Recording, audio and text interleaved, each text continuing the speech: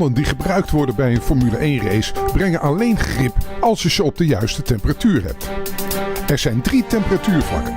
De buitenkant van de band is het koelste, het middenstuk en de binnenkant zijn het heetst door de laterale krachten die vrijkomen in de bochten.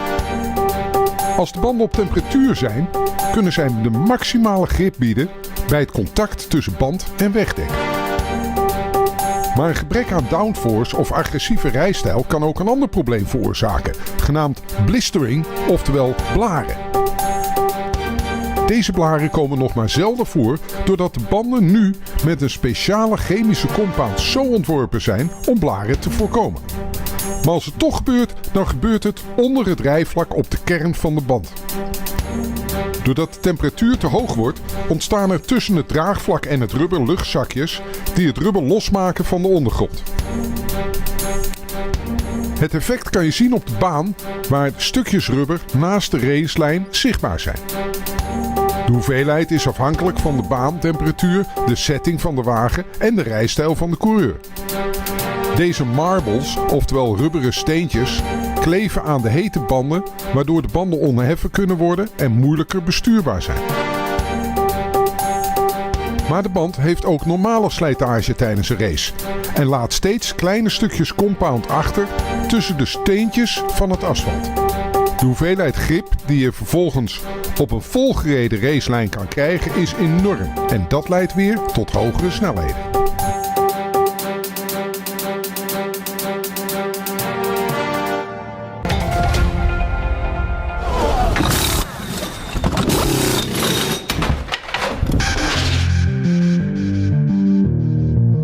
Pitstops have been a part of motor racing since the very early days. What's important is to know that you can bring the car in and you can service it reliably every single time. And we're being able to do 2-second pit stops. In any one pit stop, we generally have 18 people who are touching the car.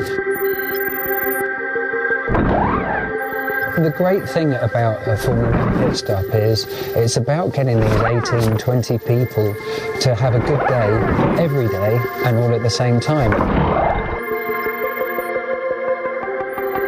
We spent an awful lot of time putting people into roles where we thought that their body fit was comfortable, but also they were comfortable.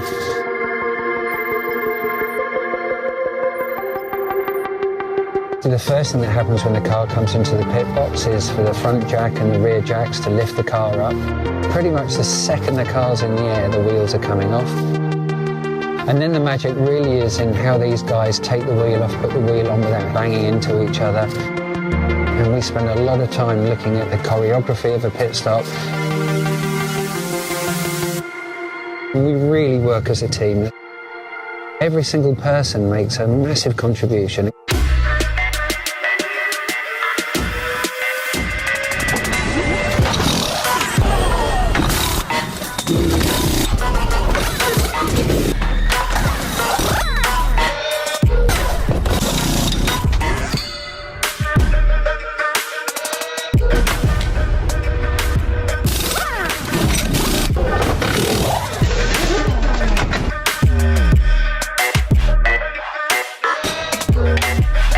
These guys take a real passion in their role, and every one of them can mean the difference between a position on the track.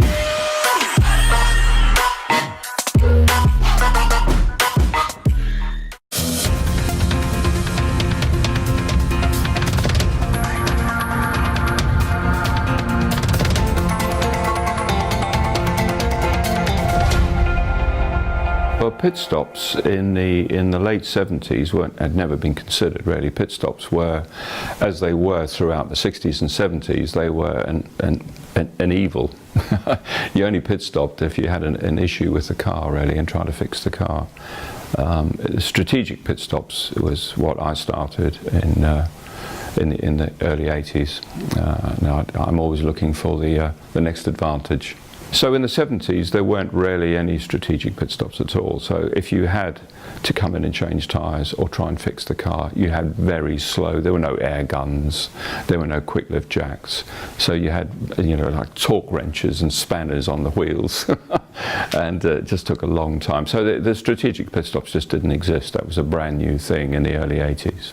Well, I'm always looking for the next advantage. I'm a bit like that. I think my hero when I was growing up was Colin Chapman, and I sort of saw myself as a Colin Chapman type guy, which always looking for the next sort of advantage. So I used to read the rule book to death and try and find a way, a loophole or a way around the regs for that sort of unfair advantage, if you like.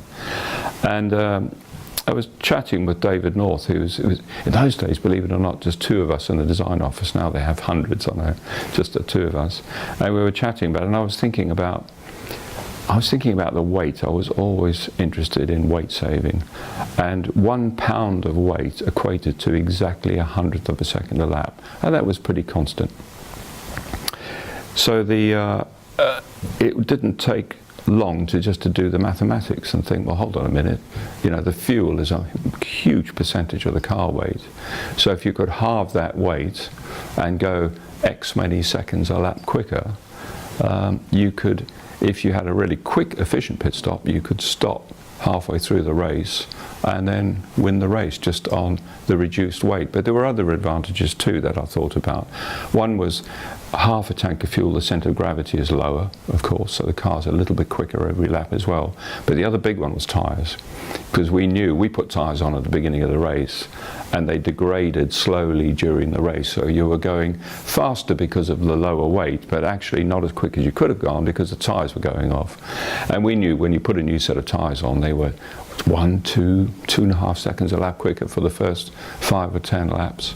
So what I did was I did quite a complex equation, which was the weight reduction, the centre of gravity height reduction, and the new tyre advantage, and came up with a bogey time of about 26 seconds that we had to beat to make race winning with strategic pit stops. Okay, but it's all very well having these theories and strategic plans, but of course in practice they are massive problems to overcome, and particularly in this case because trying to get up to 30 gallons of fuel into the car in pit stop time was virtually impossible, because we were still filling cars with churns, aluminium milk cans we used to call them in those days. So you put a funnel in the filler and you pulled the churn into the car and you started the race, so that obviously wasn't going to work in a pit stop. And the other issue was the tyres only work when they get up to speed. And you know, you need 2 or 3 laps to get the tyre temperature into the tyre, and those 2 or 3 laps you're going several seconds a lap slower, so that obviously wasn't going to work. And then of course the other big problem was getting the wheels changed in a very short space of time and getting the car jacked up very quickly and lowered safely. In addition to that, because we had the BMW turbocharged engine, we had a problem. When the engine came in hot and stopped, the turbocharger bearing would seize because it had no oil flow around the outside of the casing.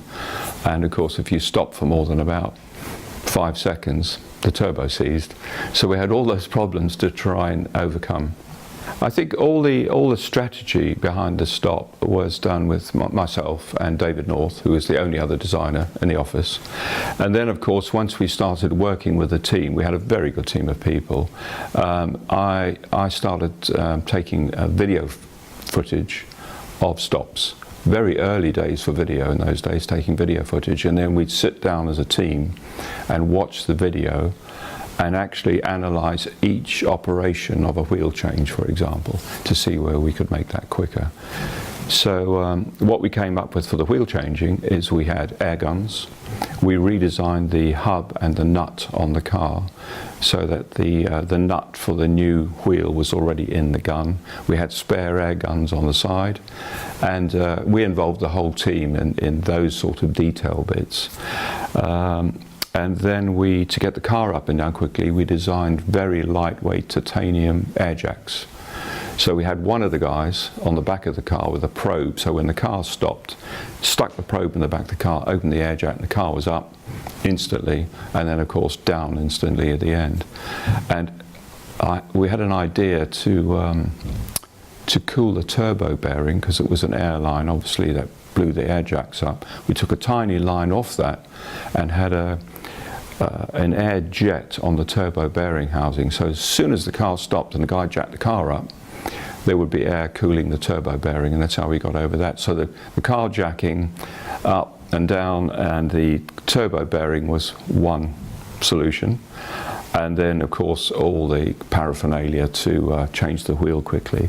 And the guys, we worked very closely as a team to work out how many people we needed to take the wheel on and the wheel off and that sort of stuff. Well, of course, the guys, I mean, Brabham was a fantastic little team. We were giant killers. I loved it. You know, we had a tiny proportion of the budget from, say, McLaren or Ferrari or Williams. But we won Grand Prix and we won World Championships. And so the whole team loved the giant killing aspect of it. Bernie Ecclestone was always up for something that was, like me, an advantage and something that pissed other people off as well. We both liked that. So the whole team was just up for it, absolutely up for it. And of course, when I sat them down and explained this bogey time of 26 seconds, that we had to include it in the slowing down coming into the pits, the stop time, the going out time, and getting the tyres and the driver back up to full speed, had to be, if that was less than 26 seconds, we were going to win every race, basically. And if it was more than 26 seconds, it was touch and go. If it was a lot more than 26 seconds, we were lost. So all the effort from the design strategy and the team was on getting that bogey time, if you like, down to under 26 seconds, and we achieved it quite easily with all these ideas. Well, the first time we arrived with all the paraphernalia was for the British Grand Prix at Brands Hatch in '82. Because what we had done is we converted BT50s, which was that current BMW car. This was ahead of doing the 52, which won the championship.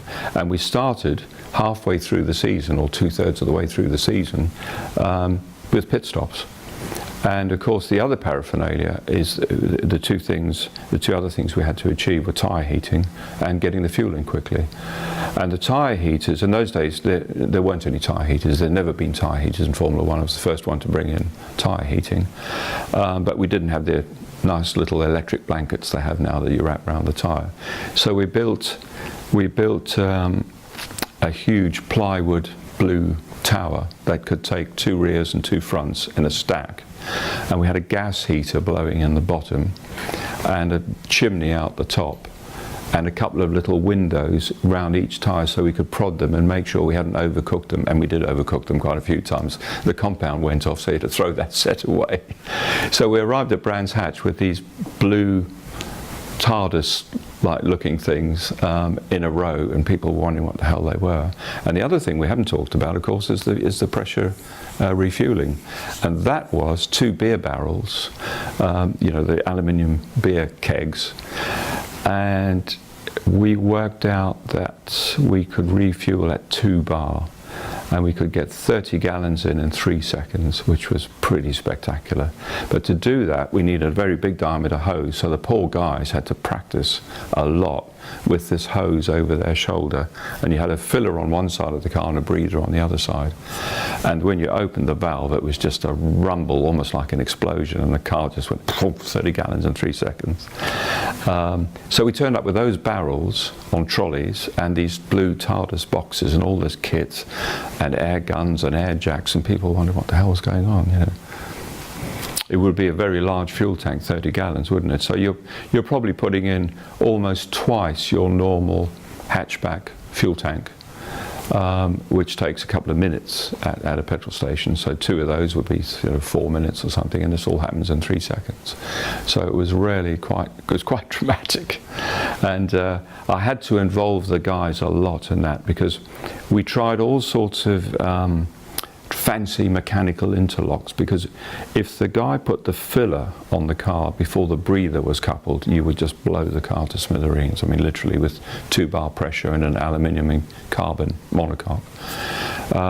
So we had to have a safety device, and we tried all sorts of fancy mechanical ideas where it stopped you putting the thing, but they were all complicated and could go wrong. And in the end, we just decided with the team, with the guys, eye contact over the car was the best thing. So the guy with the breather didn't look up until he had the breather connected, and then he would look up because they were leaning together. The faces were only probably this far apart. So the filler guy didn't put the filler on until he saw the whites of the eyes of the breather guy, and that worked perfectly actually. But except for an instance in Paul Ricard where we blew a car to pieces because we had the breather fitted facing downwards instead of upwards. The two Brabham drivers have arrived at a very interesting situation, and should they go the full distance, and Piquet is in the pit. Yeah, this is it. Nelson Piquet now, for the first time, you see the much expected Brabham pit stop.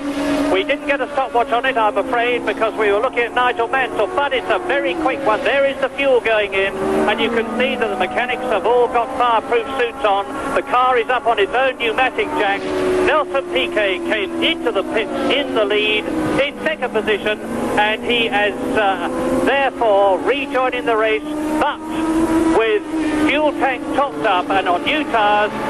Well, this was actually before we started racing with pit stops, or certainly in the early days. It was before 1983 anyway, and we had developed, I think David North was the development guy on that, and developed an even bigger breather and filler to try and get the fuel in even quicker. And the new part arrived at Paul Ricard and had to be fitted to the car. But the guys, of course, had never seen it before. It was a brand new bit, and the breather was supposed to crank up towards the top of the tank to clear the air until it was full of fuel. And they fitted it the wrong way around. They fitted it downwards. So we dumped in the tank full of fuel with 2-bar pressure, and of course as soon as it got to the breather, fuel had nowhere to go, and we had a mechanic sitting in the car, and it literally blew the car to pieces, and we were all standing around in shorts and t-shirts, and it had thrown a column of 30 gallons of fuel up in the air, which nobody saw. We just heard the explosion. So everybody's looking at each other, and it came down as a vapor, and we all got completely covered in fuel vapor. So it could have been a disaster, really. I look back, there's a famous photograph of the first time we actually got through a race, because all through 1982 the engine was very unreliable in those days. We were still learning with BMW on the engine, and we kept blowing up engines and turbos and all sorts of things. So we never got to the end of the race. So we gave away our secret for nearly half a season during that. But I look back on those photographs now, and I've got all the boys dressed in fireproof overalls and helmets, and I'm standing in front of the car in shorts and a short sleeve shirt, because I did what they now call the lollipop man in front of the car. You know, I did that. I stood in front of the car and looked at the driver in the eyes and said, "Hold it until we were ready to go." But it was so dodgy thinking back, you know. But you don't think about that at the time, because you're just looking to get the advantage. You know. The thing that was banned after the first year was pressure refueling, which was actually quite right, because you know that was pretty dangerous stuff. But then, of course, pit stops went on for many years after that. And then the refueling was banned after a few fires and accidents and things. I think, you know, Formula One goes through eras. I think the strategic stopping for tyres and refueling, which we started in '82, really has changed Formula One forever, if you think about it, because the whole race now is based on tyre strategy and how many stops and undercuts and all that sort of stuff. I used to love the strategy. Nowadays you see these pictures with 40 guys sitting at computers. I had an A4 spreadsheet where we filled in the circuit lap times, the circuit length, the weather conditions, the tyres we had available, and we did a very simple calculation to see how many laps we would go. on tyres. We generally went about 70% of the distance, which people could never understand when other people started doing pit stops. They would go half distance. But the reason I went 70% was because if you do the calculations, you could run the car right down to the ragged edge on minimum weight, because normally in those days we didn't have sophisticated computers measuring the fuel usage, so we had to calculate how much fuel you had, so you always left about 4 or 5 kilos of fuel in the car at the end, so you didn't run out of fuel and you weren't underweight. But if you ran 70% of the distance, you could then put in just the extra 10 litres of fuel at the stop to make sure the car would be overweight, so you'd be running right on the weight limit for 2/3 of the race. The only time we changed that is when we won the championship. At the end we were up against the turbo Renaults, and we went to the last race at Kyalami for the South African Grand Prix, and Renault put masses of effort. It was ours to lose and theirs to win, really. We had to win the last race to win the championship, and they all knew by then we did 2/3 race distance on fuel. But what I did with PK is I only put a few gallons of fuel in PK, so he would demoralise Prost and the Renault and disappear into the distance, and they would basically give up, you know, and just hope something went wrong. And it worked perfectly. We just put, I think, 10 gallons in. PK came around in the lead, 2.5 seconds in the lead on the first lap, and Renault backed off for sure. And then of course PK came in on lap 10 or something and refueled, and so we sort of pulled everybody's bluff on that one. I think the early pit stops in the 50s, when Grand Prix racing started, they had to refuel because the races were much longer. The races were 300 miles in some cases, you know, certainly much more than 2 hours, so they had to refuel. But again, I don't think anybody had stopped. I'm sure, actually, looking back, anybody had stopped to see how that could be turned to a strategic advantage. The only thing you could do would be perhaps to stop a little bit earlier or a little bit later. And in those days, they used to drag the driver out of the car, chuck another driver in if they thought they could win the race. But I genuinely believe the pit stops that we started at Brabham were the first real strategic pit stops designed to try and win the race. They had to stop for fuel in those days, so all they could do is try and make it as quickly as possible. And probably they had a little window where they could, you know, maybe stop 2 laps earlier or 2 laps later, but that was about it. So I think the Brabham pit stops were the first real strategic pit stops in Grand Prix racing.